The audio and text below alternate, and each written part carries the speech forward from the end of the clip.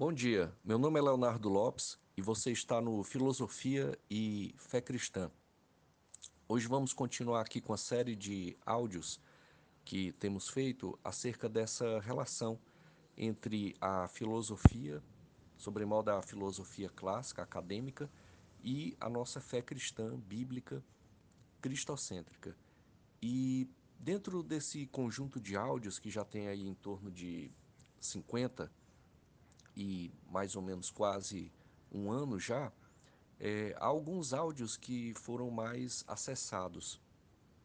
Tem basicamente 3 áudios que foram mais acessados durante esse quase um ano. E o que teve maior número de acessos foi um áudio sobre metafísica, que demonstrou um claro interesse das pessoas em entender essa relação da metafísica clássica, platônica, avançando ao longo dos séculos e se modificando com a fé cristã. E aí temos um áudio lá, que é o que é mais acessado, que fala sobre metafísica, baseado, tomando como referência o livro-texto que utilizamos aqui nessa série de áudios sobre filosofia, não só esse livro, mas em especial esse, que é o livro de Colin Brown, chamado Filosofia e Fé Cristã, que é um clássico na área. O segundo áudio mais acessado diz respeito à linguagem religiosa. E aí faz-se lá uma correlação com algumas áreas da filosofia da linguagem e analítica, e sobremodo eu acredito que seja algo que interessa a todos nós, não é? Entender em que consiste a linguagem religiosa.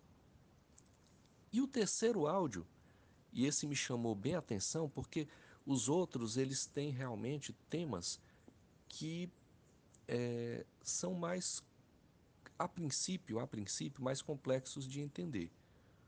Um, porque diz respeito à própria forma como o diálogo religioso, o diálogo em torno da palavra revelada, entra em contato com uma linguagem propriamente humana, uma linguagem propriamente secular. E daí aonde vem, como nós tratamos lá, essa crítica dessa linguagem laica, né? Que se pergunta: vocês religiosos podem tratar e falar, sobretudo falar, do que vocês estão falando? E aí o áudio lá procurou explicitar isso, e é um tema clássico, um tema comum.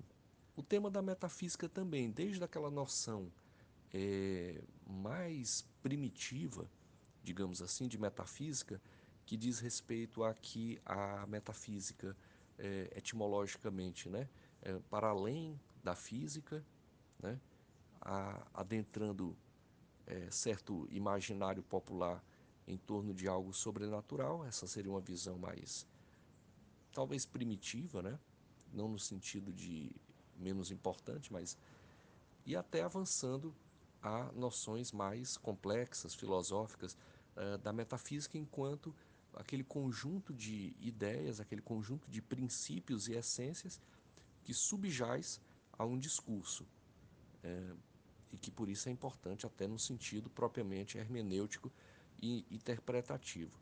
Seria aquilo que é como que um pano de fundo que muitas vezes está oculto, mas que é a estrutura, vamos falar assim, o esqueleto, que mantém em pé algo. Mas o terceiro áudio mais acessado me chamou bastante atenção, porque foi sobre o Agostinho de Hipona. E, e é um áudio não só sobre o Agostinho de Hipona, porque há outros áudios também sobre o Agostinho de Hipona, mas é um áudio sobre um livro específico do Agostinho, que é o De Magistro, chamado O Mestre, que é um livro de 389, né? 389 depois de Cristo, e que trata basicamente, é um texto, ele pode ser considerado um texto clássico, pedagógico, mas ele é basicamente um texto de linguagem, inserido mais propriamente dentro da academia moderna, contemporânea, como um texto de filosofia da linguagem.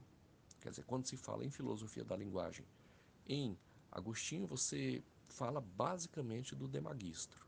Não só dele, mas essencialmente dele. Até porque, como nós sabemos, o Agostinho, no final da sua vida, ele escreveu uma obra chamada Retratações, aonde ele se retrata de termos, conceitos, sobremodo naquela parte inicial da conversão dele, onde ele ainda estava muito ligado à filosofia de base neoplatônica, principalmente de Plotino e de Porfírio, onde ele ainda utiliza muitos termos do mundo grego e que depois, com a vivência da sua vida eclesiástica, enquanto bispo de Hipona, ele passa então a analisar que teria sido melhor utilizar muitas vezes uma linguagem mais bíblica do que propriamente termos gregos. E me chamou muita atenção porque foi o terceiro vídeo mais acessado. Ele, de uma forma geral, não ocorre assim, mas só para entender, ele basicamente tem pelo menos um acesso por dia.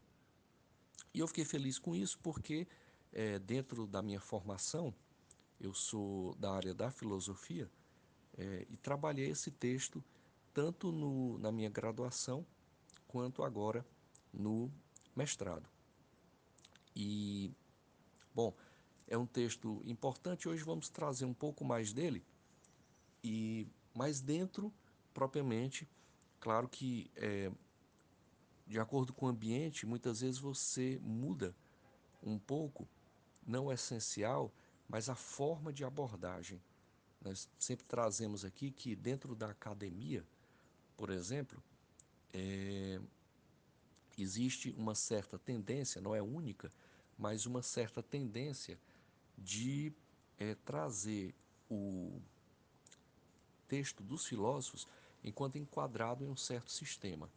Por exemplo, ocorre muito, não somente, mas ocorre muito, enquadrar o pensamento dos filósofos dentro de um sistema hegeliano, onde Hegel seria o ponto mais alto, o ponto culminante. E cada filósofo seria uma escada, um degrau necessário, mas que amplamente superado. Quando a gente sobe uma escada, cada degrau é importante. Imagine que se não tivesse o degrau, você teria que fazer um esforço muito grande para passar por outro degrau.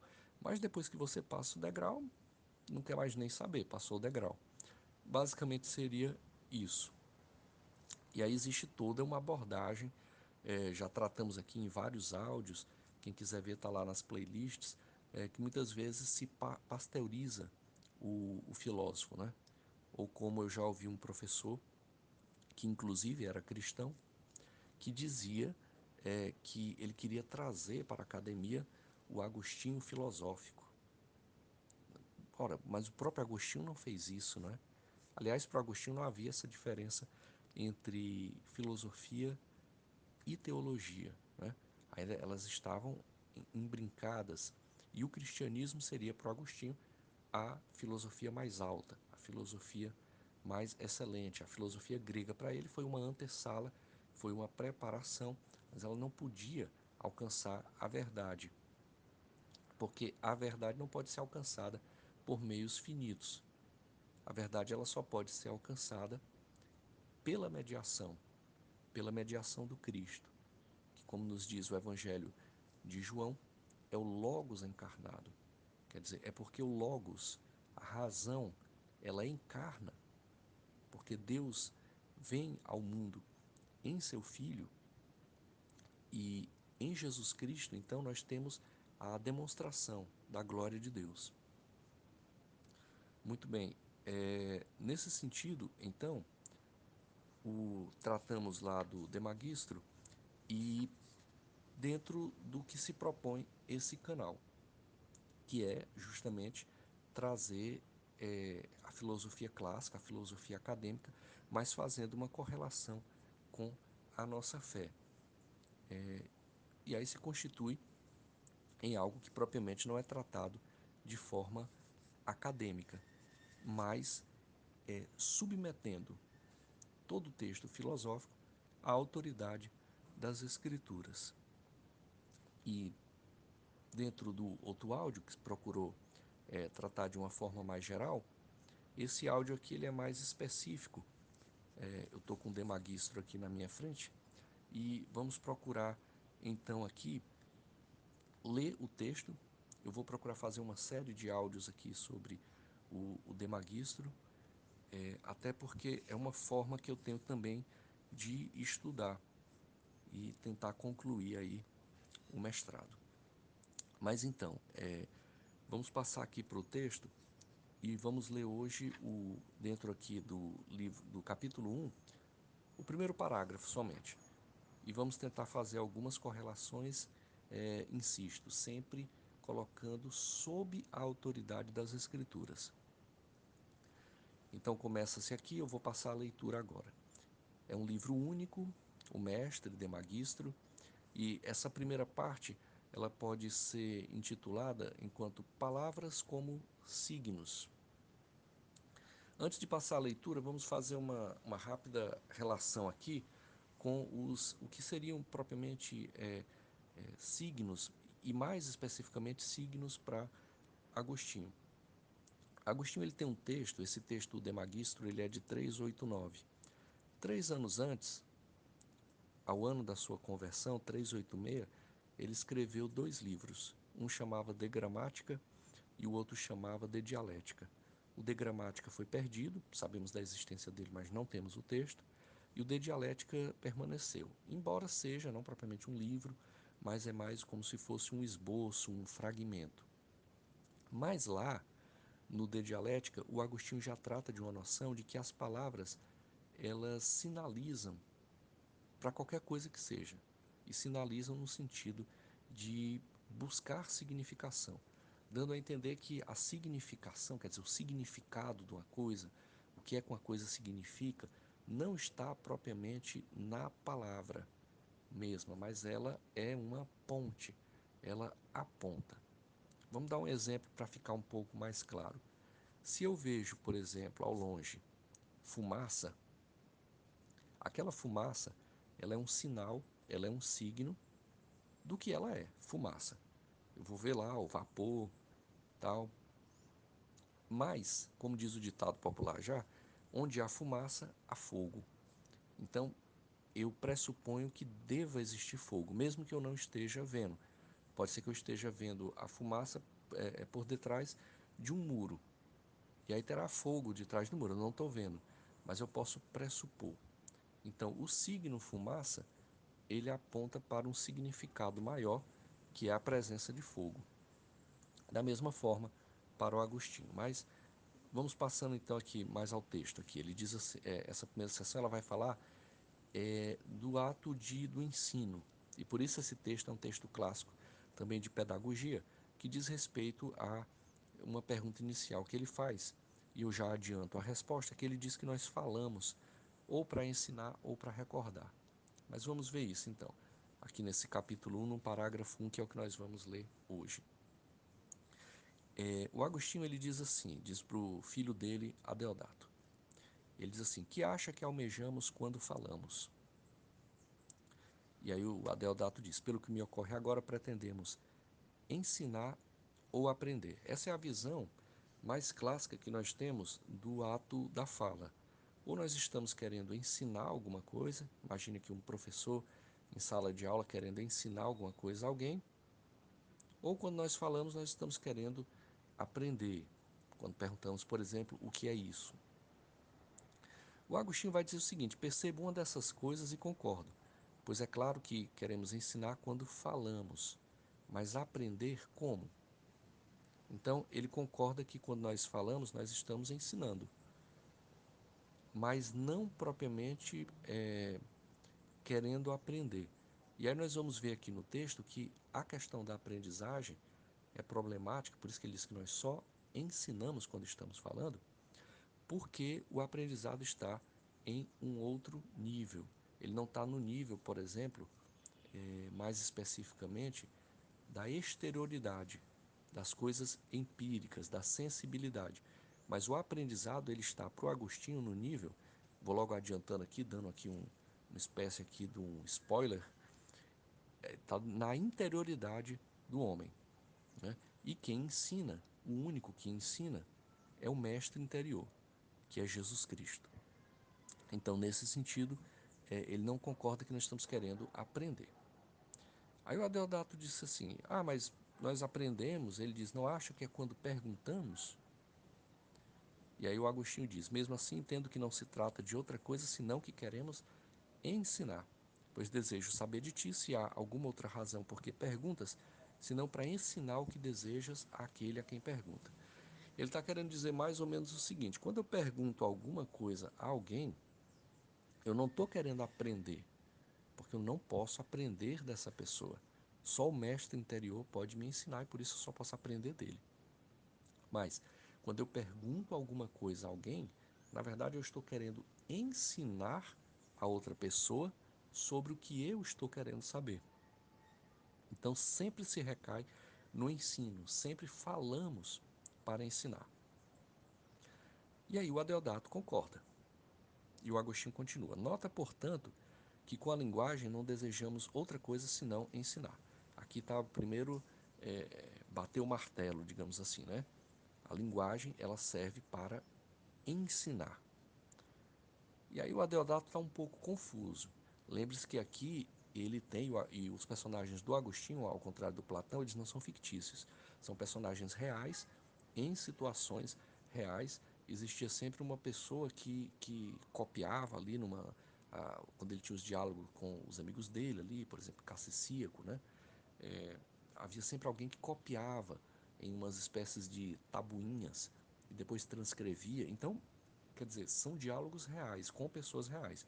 Aqui, propriamente, é o filho dele, Adeodato, que nessa época aqui tinha 16 anos, apenas 16 anos. E já, né, nas Confissões, na obra Confissões, por exemplo, Agostinho ele faz um elogio a esse conhecimento, a essa inteligência de Adeodato, e ele chega à conclusão que um jovem de 16 anos, que já dialogava aqui com ele dessa forma, esse é um dom que só pode ter vindo de Deus. E aí o Adeodato, nessa hora aqui, ele diz assim: não o percebo com clareza, pois se o falar não é mais que expressar palavras, fazemos o mesmo quando cantamos.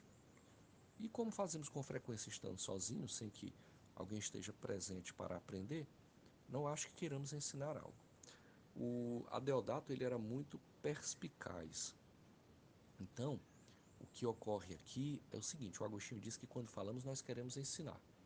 Mesmo quando nós perguntamos algo a alguma pessoa, por exemplo, se eu pergunto assim, aonde fica a rua tal? Eu não estou querendo aprender sobre aonde fica a rua tal. Eu estou querendo ensinar aquela pessoa acerca da minha dúvida. Então seria sempre um ato de ensinar. Mas aí o Adeodato diz: bom, mas se é sempre ensinar, e quando eu estou sozinho e começo a cantar? Não tem ninguém mais lá. Eu estou querendo ensinar quem? E aí é onde o Agostinho diz: entretanto, creio que há certa maneira realmente importante de ensino, né, ainda ensino, mas agora por meio da recordação. E ele continua dizendo: o que o próprio assunto mostrará nessa nossa conversação. Mas se não acha que aprendemos quando recordamos, nem ensina aquele que recorda, não me oponho a ti. Mas já de início põe duas razões do falar. Agora ele já amplia. Agora vão ser duas razões por falar. A primeira razão, ensinar, e a segunda razão, como ele diz aqui, para suscitar recordações nos outros ou em nós mesmos. O que fazemos também quando cantamos, ou não te parece?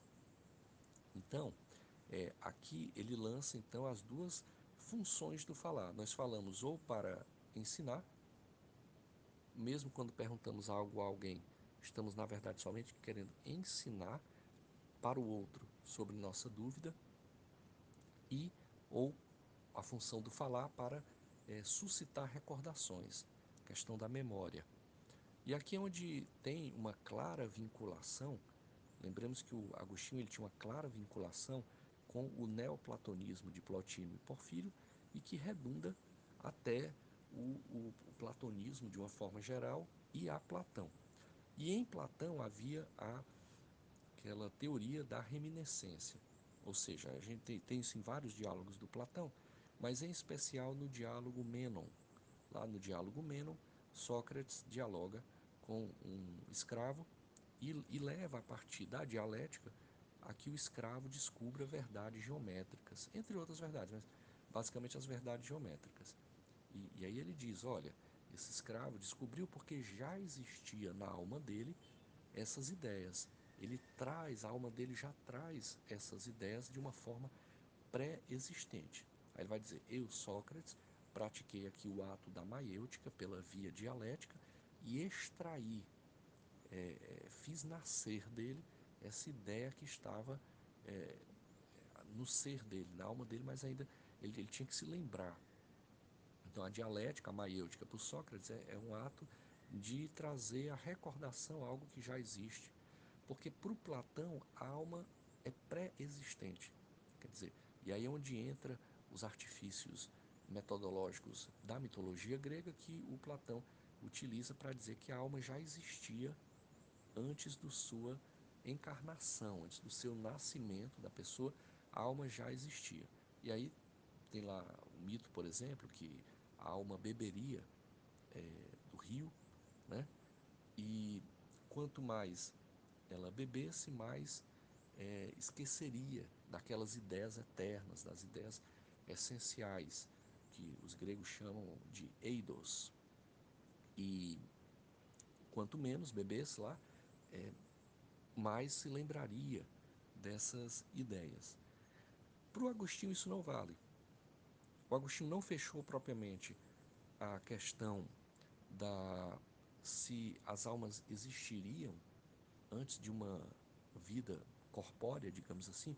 A questão não é totalmente fechada, mas de uma forma geral os especialistas são quase que unânimes em dizer que ele quase fecha na questão de que as nossas almas existiriam de alguma forma em Adão e que por isso, não é, herdaríamos, seria uma forma de explicar racionalmente o herdar o pecado original, não é?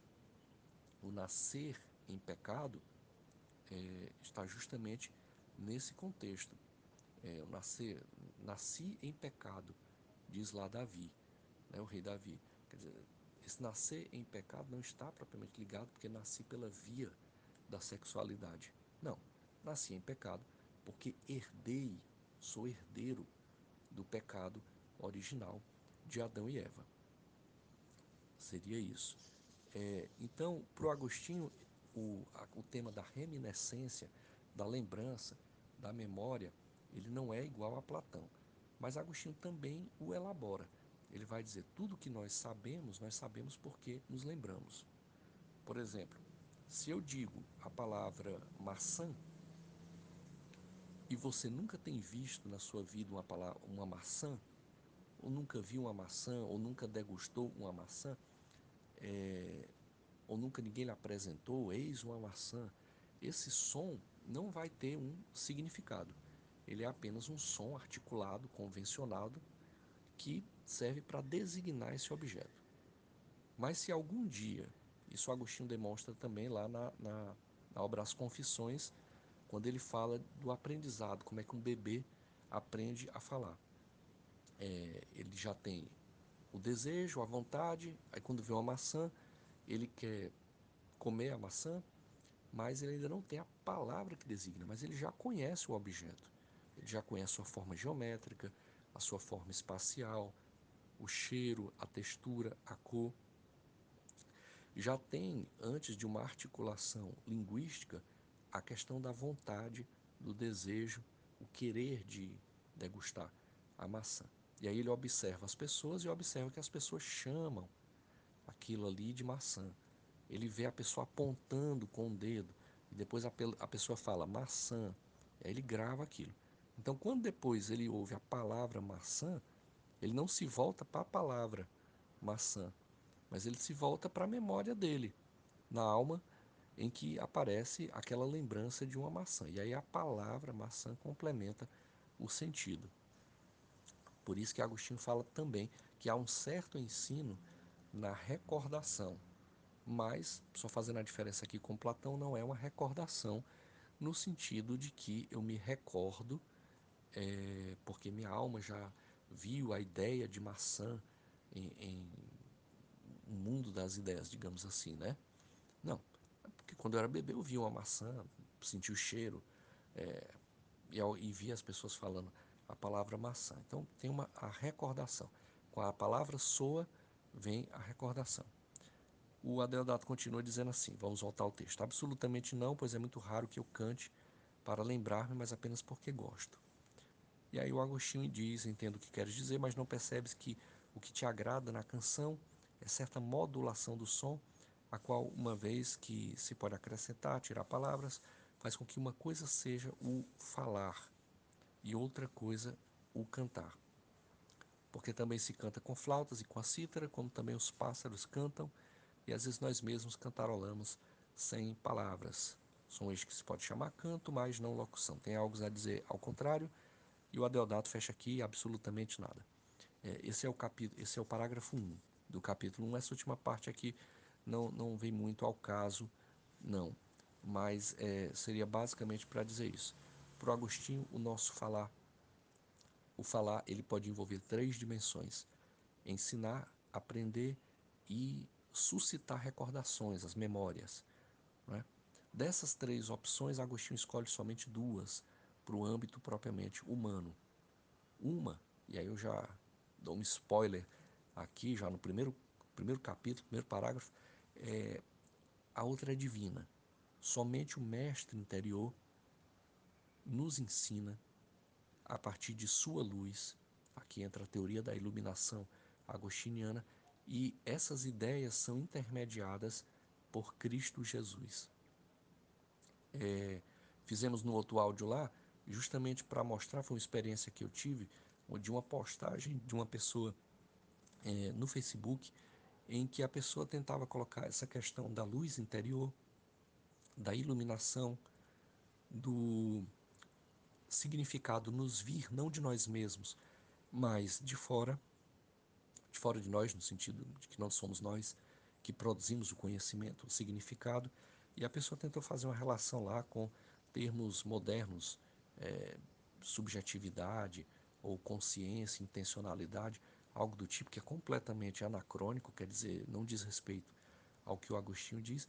E o áudio lá, o outro, que é o terceiro áudio mais acessado, eu mostro lá justamente fazendo a pergunta: por que a pessoa não diz logo que é o que é Jesus Cristo, né? Vamos só aqui passar para o final do livro de Magistro, onde se diz essa parte e que propriamente nos mostra isso, que nós só temos um mestre.